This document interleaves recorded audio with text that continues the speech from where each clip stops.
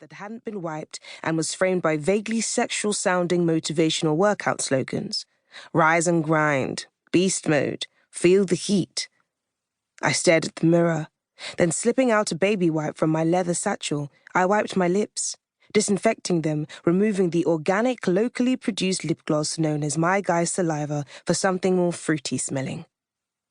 Look, I've been thinking. I dabbed on my lips with a doe-foot wand.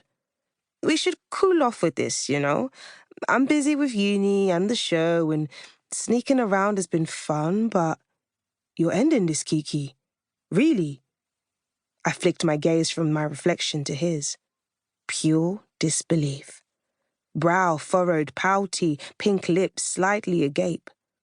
It would have been kinda cute if it wasn't based on arrogance. He was topless, his firm body panting, recovering, asking his true question, spilling the real tea. You gonna deny this? Really? The thing is, when you make going to the gym 6 days a week your personality, it must be hurtful when it doesn't melt the knees it's supposed to, fails to work its tried and true magic. But after a while, it just wasn't enough. His body wasn't much of a conversationalist, didn't ask mine what her interests were, her favorite song, which spot was the softest. I looked at his reflection. Okay, let's be real. There was nothing really to end. There was no beginning to this. It just happened and we kept letting it happen.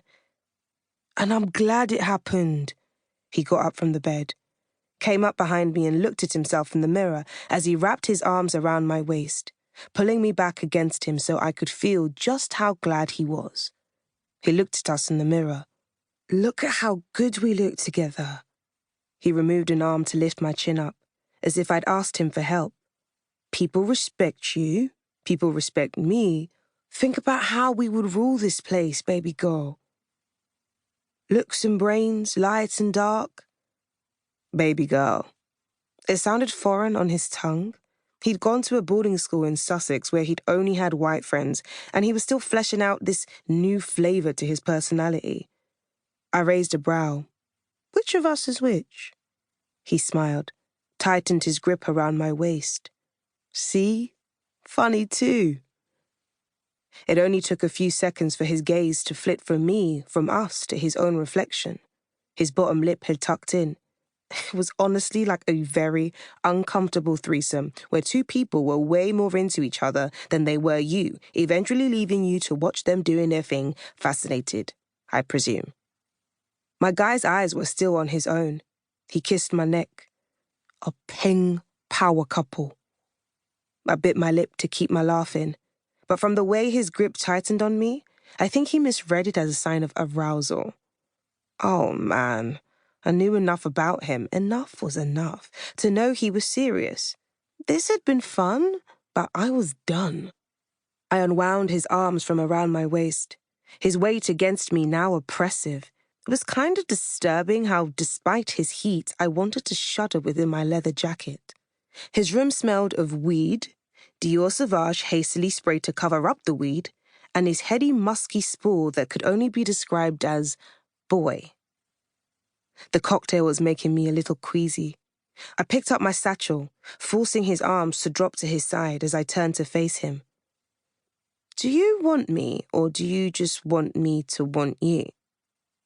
My guy kissed his teeth and groaned, ran a hand across his face impatiently. Man, for fuck's sake. See, here you go again, Kiki, speaking in riddles. Just be straight with me. I always am. I told you from the jump what this was. You were cool. You said you preferred it. You do you, I do me. My guy looked at me with almost the same intensity that he'd been looking at himself in the reflection a few seconds before. He was doing it again, hoping the fact that his eyes were hazel and his skin caramel were enough to work for him, if I hadn't chosen him specifically because there was no risk of falling for him.